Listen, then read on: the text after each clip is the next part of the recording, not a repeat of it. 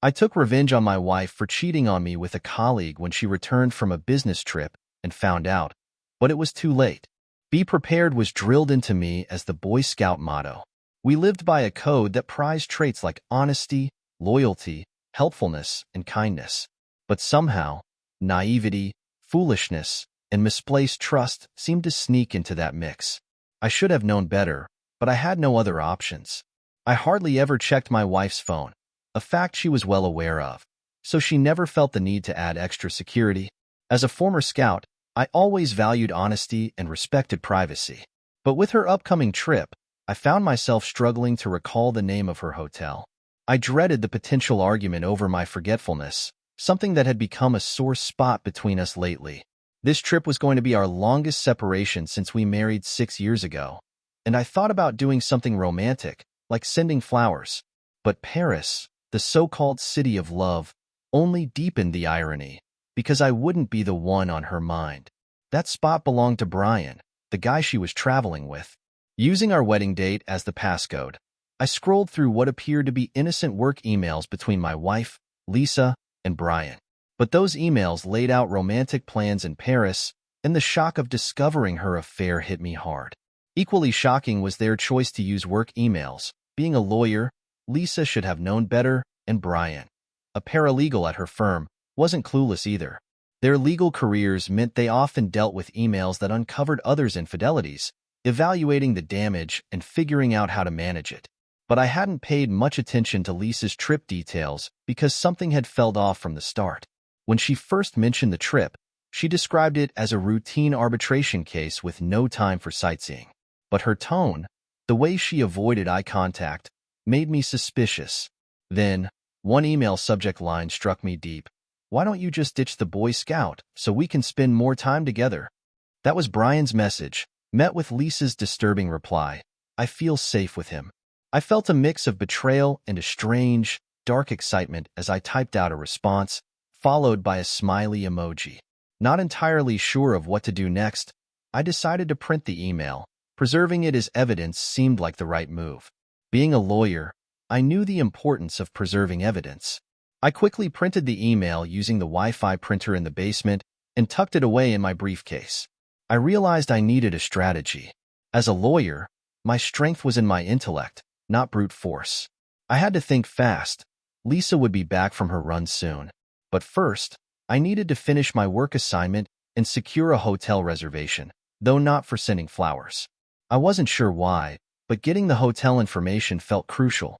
Eventually, I found the Eiffel Tower View Hotel, a short walk from the International Chamber of Commerce, where Lisa and Brian were supposed to be working. While researching Virginia's divorce laws, I remembered the bar exam from 5 years ago. Infidelity was grounds for divorce, potentially affecting alimony and property division. But there were also defenses against such charges, like reconciliation. I needed to leave the house quickly, avoiding any confrontation for now. My goal was to shock Lisa into disbelief, using a strategy akin to a military ambush. Lying wasn't in line with Scout law, but this was war, and as Churchill once said, in wartime, truth is so precious that she should always be attended by a bodyguard of lies. With this in mind, I hurriedly packed my belongings, placing the suitcases by the front door. I gathered essential documents, bank statements, credit card statements, retirement accounts, car papers, pay stubs, mortgage documents, and Lisa's latest student loan balance. Hearing Lisa in the kitchen after her run, I climbed up from my basement office, trying to look concerned. Despite her despicable actions, I couldn't deny her physical attractiveness. But the realization that our love was dead had firmly set in. I told Lisa about my plans to visit Paris, forcing a somber smile. Her reaction was immediate. Her complexion paled. Her blue eyes lost their usual spark. She questioned me about my destination, but her initial shock faded quickly. I explained that my boss, John, had called, asking me to help prepare a witness for an insurance case. I mentioned the judge's frustration over a lost motion to compel, which had thrown the court's schedule off. I hinted that I might be on the road for a few weeks, but could stop by occasionally for laundry. Lisa expressed sympathy, joking that maybe my firm was hiring, though there was a hint of something else in her voice. I detected a flicker of worry on her face when I mentioned the possibility of joining her in Paris. She teased me about sending my resume, despite her law school's higher ranking than mine. She moved as if to hug me, but I avoided her and headed downstairs to my office. As she asked about dinner plans, I told her I couldn't stay. John was eager for me to leave immediately.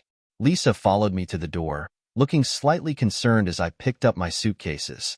She declined a goodbye kiss, citing a sore throat and the possibility of a cold, expressing concern about me catching it. I informed her that I wouldn't be back until Friday at the earliest, mentioning stops in Roanoke and Baltimore.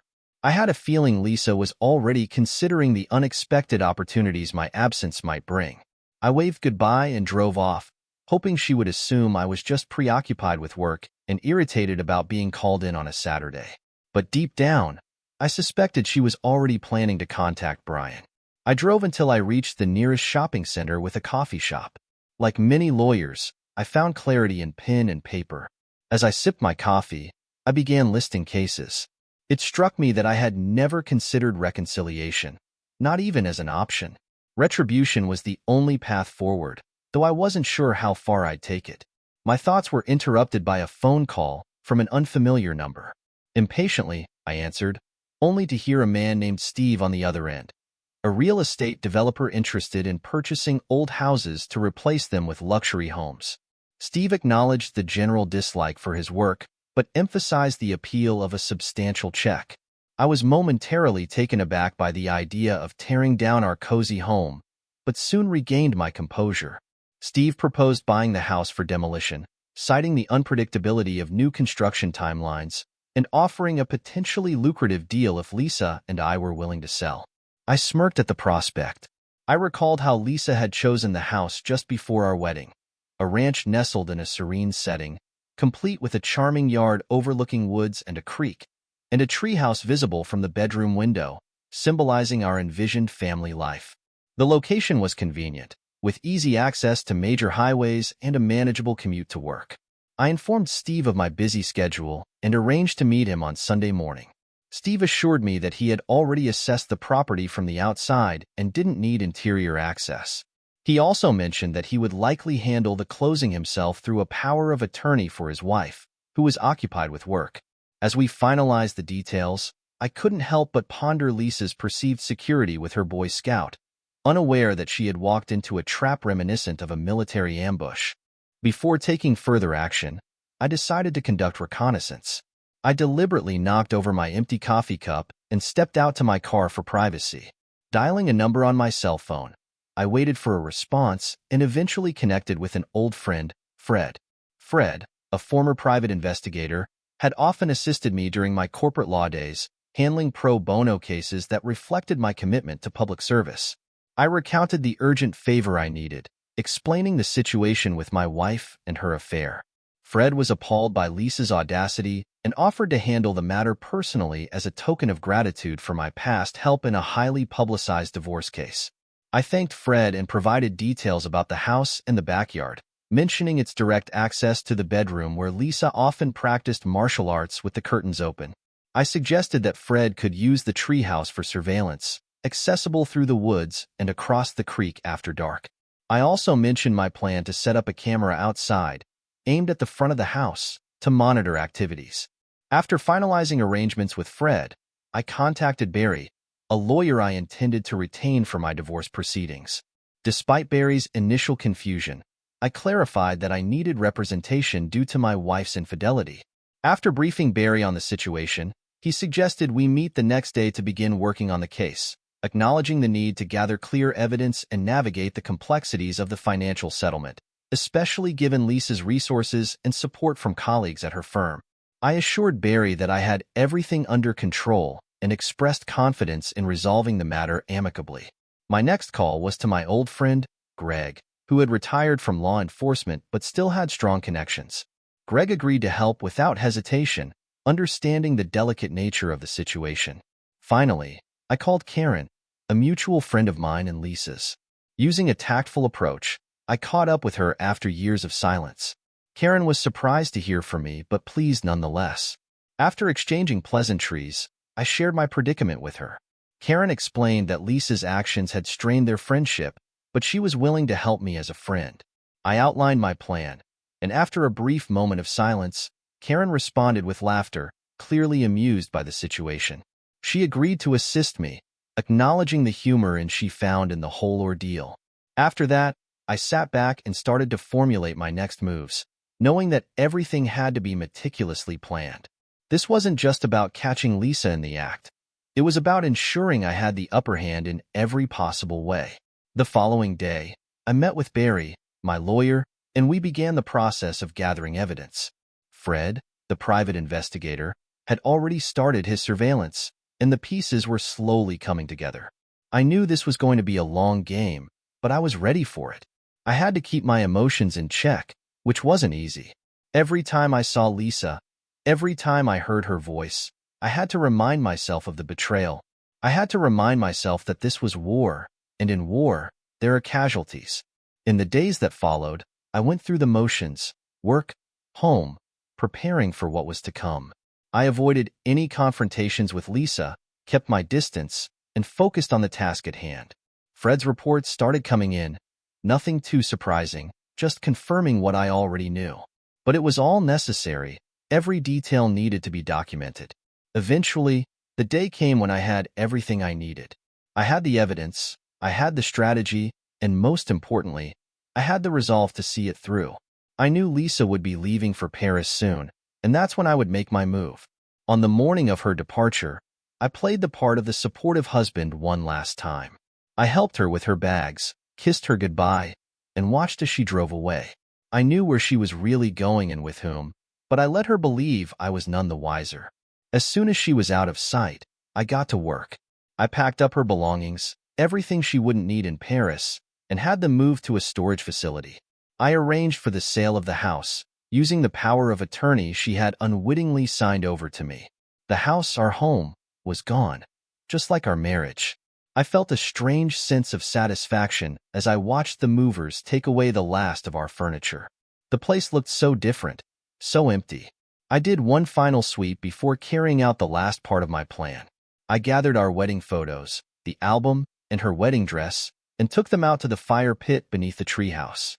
It was fitting, really, to burn these symbols of a life that no longer existed. I watched the flames consume everything, feeling a weight lift off my shoulders. This was closure, my way of ending things on my terms. The next day, I finalized the sale of the house, using the authority Lisa had given me. The proceeds went straight into my personal account, severing the last financial ties between us. Meanwhile, Lisa was oblivious in Paris, wrapped up in her affair with Brian. She had no idea what was waiting for her when she returned. But I wasn't done yet.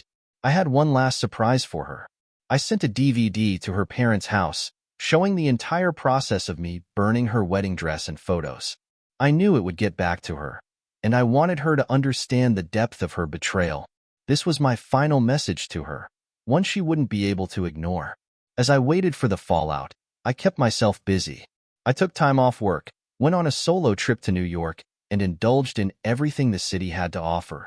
I needed to clear my head, to find some peace before I faced whatever was coming next.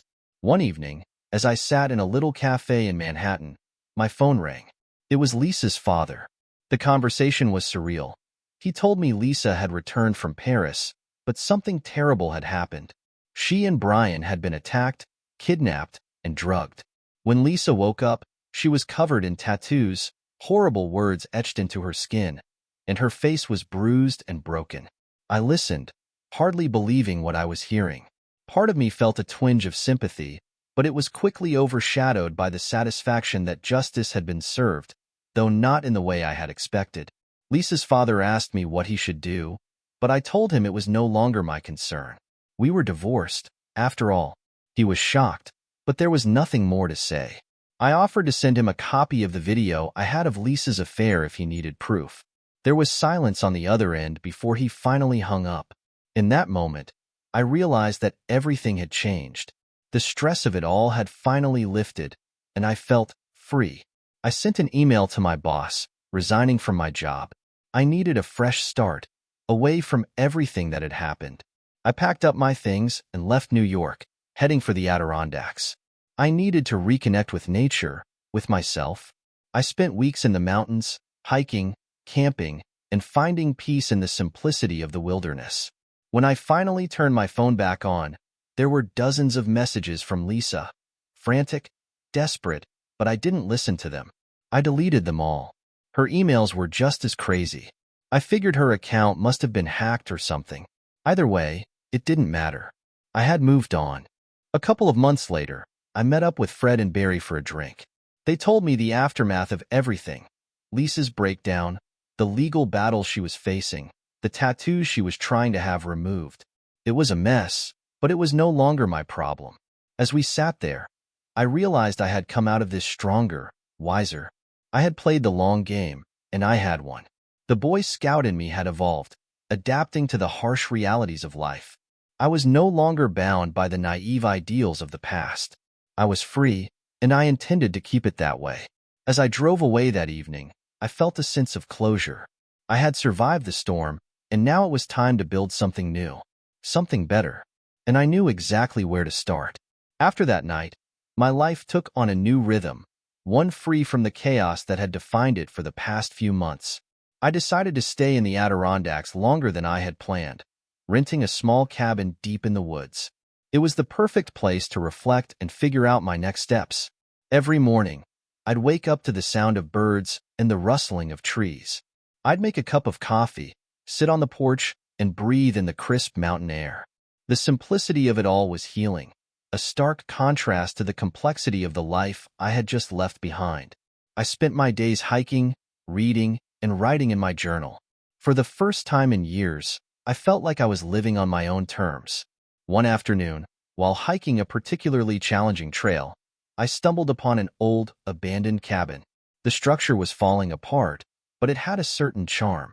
It reminded me of my time as a Boy Scout, the nights spent camping and learning to survive in the wilderness. I spent hours exploring the area, my mind wandering to the idea of restoring the cabin. It felt symbolic, like a chance to rebuild something from the ground up, just like my life. I decided then and there that I would stay in the Adirondacks for good. The idea of returning to the city, to the life I had known, no longer appealed to me. I was ready for a new chapter, one that didn't include the burdens of my past. The next day, I made a few calls, pulling some strings with people I knew from my legal days. Within a week, I had purchased the land where the cabin stood. It was officially mine, a place to start over. Rebuilding the cabin became my new project. It was hard work, but it was exactly what I needed. I threw myself into it, spending long days repairing the roof, replacing old beams, and restoring the interior. The physical labor was exhausting, but it was also therapeutic. Each nail I hammered, each board I replaced, felt like another piece of my life falling into place. As the weeks passed, the cabin slowly took shape. It was no longer a relic of the past but a home, something solid and enduring. I filled it with things that mattered to me: books, old records, a vintage typewriter I found at a local flea market. It was simple, but it was mine. During this time, I stayed in touch with Fred and Barry. We met up occasionally, but I could tell they noticed the change in me. I was no longer the man consumed by revenge and anger. I had let go of that part of my life, leaving it behind along with the ashes of my marriage. One evening, as I sat on the porch, watching the sun set behind the mountains, my phone buzzed with a message. It was from Karen, the friend who had helped me during those turbulent times. She was checking in, asking how I was doing. We hadn't spoken much since everything had gone down, but seeing her message made me smile. I replied, telling her about the cabin and my new life in the mountains. To my surprise, she responded almost immediately, saying she was in the area and would love to visit. I hesitated for a moment, thinking about the past, but then I realized that I had nothing to hide from anymore. When Karen arrived a few days later, I barely recognized her. She looked different, more relaxed, just like me. We spent the afternoon catching up, reminiscing about old times, but also talking about the future. She was curious about the cabin, about the life I had built for myself. As we talked, I realized that the spark I had once felt for her was still there, maybe even stronger now that we were both free from the shadows of our past. That evening, after a simple dinner of grilled fish and vegetables, we sat by the fire, sipping wine and enjoying the silence of the mountains. For the first time in a long while, I felt truly content. Karen and I talked late into the night, sharing our hopes and dreams, our fears and regrets. It felt natural, like we had both come full circle. By the time she left the next morning, I knew I wasn't alone anymore. Karen had become a part of my new life, and I was okay with that. The cabin, the mountains, the peace I had found. It was all part of the journey I was on, and I was ready to see where it would take me. The weeks turned into months, and my life in the Adirondacks became my new normal. Karen visited often, and we grew closer with each visit. It wasn't the intense, fiery passion I had once felt in my marriage, but something deeper, more meaningful. It was a companionship built on trust and mutual respect, the kind that could last. Looking back, I realized that everything I had been through, the betrayal, the revenge, the burning of bridges, had led me to this place. I had stripped away everything that didn't matter, leaving only the essentials. In doing so, I had found myself again. One day, as Karen and I sat on the porch, watching the leaves change color, she turned to me and said, "I think this is it, you know? This is where we're supposed to be." I looked at her, then out at the mountains, the cabin we had turned into a home, and nodded. "Yeah," I replied, "I think you're right." And for the first time in years, I truly believed it. As winter approached, the mountains around the cabin were blanketed in snow, transforming the landscape into a serene, almost otherworldly place. Karen and I had settled into a comfortable routine, and the cold months gave us a chance to hunker down and enjoy the quiet solitude together. We spent our days chopping firewood, cooking hearty meals, and reading by the fire. At night, we would sit outside, bundled up in blankets, and gaze at the stars, talking about everything and nothing. The simplicity of it all was exactly what I needed after the chaos of the past year. One particularly cold evening, after a long day of clearing snow from the path to the cabin, Karen suggested we take a break from the routine. "Why don't we go into town?" she asked, her breath visible in the crisp air. "We could use a night out, don't you think?" I hesitated, but then I realized she was right. It had been months since I had been anywhere other than the cabin or the nearby trails. A night out might be just what we needed. We drove into the nearest town, a small, quaint place that looked like something out of a postcard. The streets were lined with twinkling lights, and the windows of the shops were decorated with festive displays. We found a cozy little restaurant and settled in for dinner, the warmth of the fire in the hearth contrasting with the cold outside. Over dinner, we talked about our plans for the future. I told Karen about my idea to start a small law practice in town, something low-key that would allow me to use my skills without the pressures of corporate law. She was supportive, as always, and suggested that she could help with the business side of things, having a knack for organization that I admittedly lacked. As the night went on, I felt a sense of peace that I hadn't experienced in a long time. The past felt distant, like a chapter in a book I had already finished. I was ready to move forward, to build something new, and Karen was a big part of that. After dinner, we walked through the town, stopping to admire the holiday decorations. The snow crunched under our feet, and the cold air was invigorating. We ended up at a small bar, where we had a few drinks and listened to a local band play. The atmosphere was lively, and for the first time in a while, I found myself truly enjoying the moment. On the way back to the cabin, Karen turned to me, her eyes reflecting the glow of the dashboard lights. "I'm really happy here," she said softly. "With you." I squeezed her hand, feeling a warmth spread through me that had nothing to do with the heater in the car. "I'm happy too," I replied, meaning every word. When we got back to the cabin, we made hot chocolate and sat by the fire, letting the warmth seep into our bones. As the flames flickered, casting dancing shadows on the walls, I realized just how far I had come. The anger, the betrayal, the need for revenge, they were all behind me now. What mattered was the present, and the future that Karen and I were beginning to build together. That night, as I lay in bed with Karen beside me, I felt a contentment that was new to me. It wasn't the sharp, exhilarating feeling of victory or the dark satisfaction of revenge. It was something deeper, more enduring. It was the quiet, steady beat of a heart at peace. Winter passed in a blur of snowy days and cozy nights. The cabin, which had once been a symbol of my escape, had become a true home, a place of comfort and love. Karen and I grew closer with each passing day, our lives intertwining in a way that felt both natural and right. When spring finally arrived, bringing with it the promise of new beginnings, I knew it was time to take the next step. I wanted to make my stay in the Adirondacks permanent, to truly settle down and start the small law practice I had been dreaming about. And I wanted Karen by my side, not just as a partner in life, but in everything. One morning, as the first buds of spring were starting to appear on the trees, I brought up the idea over breakfast. "I've been thinking," I began, setting down my coffee cup, "about staying here for good, about making this place, this life, permanent." Karen looked at me, her eyes softening as she smiled. "I was hoping you'd say that," she said. "I'm in, Todd. Whatever you want to do, I'm right there with you."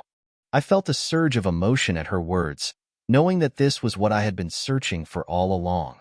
A fresh start, a new chapter, with someone who truly understood me. We spent the rest of the morning planning, discussing how we would set up the practice, what kind of cases we'd take on, and how we could contribute to the community. As the weeks went by, we put our plans into action.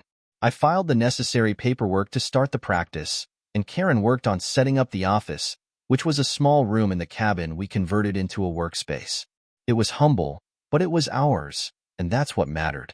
We also started getting involved in the local community, attending town meetings, volunteering at events, and getting to know our neighbors. It felt good to be part of something, to contribute to a place that had given me so much peace. The law practice grew slowly but steadily, and I found that I enjoyed the work more than I ever had before. The cases were small, the clients were neighbors, and the work was straightforward. There were no high stakes, no cutthroat competition, just the satisfaction of helping people and doing what I was good at. Karen was by my side through it all, her support unwavering. We fell into a rhythm that felt easy, natural, and right. Our relationship deepened with each passing day, built on the trust and understanding we had developed over the months. One evening, as we sat on the porch watching the sunset, I realized how far I had come. The pain of the past was a distant memory, and the life I had built with Karen was something I was proud of. I had found a place where I belonged, a life that was simple but fulfilling. As the sun dipped below the horizon, casting a warm glow over the mountains, I turned to Karen. "I couldn't have done this without you," I said, my voice full of gratitude. She smiled, taking my hand in hers. "We did it together," she replied, "and I wouldn't want it any other way." In that moment, I knew that I had found my true home, not just in the cabin or the mountains, but in the life Karen and I had built together. The journey had been long and difficult, but it had led me to a place of peace, happiness, and love. And for that, I was forever grateful.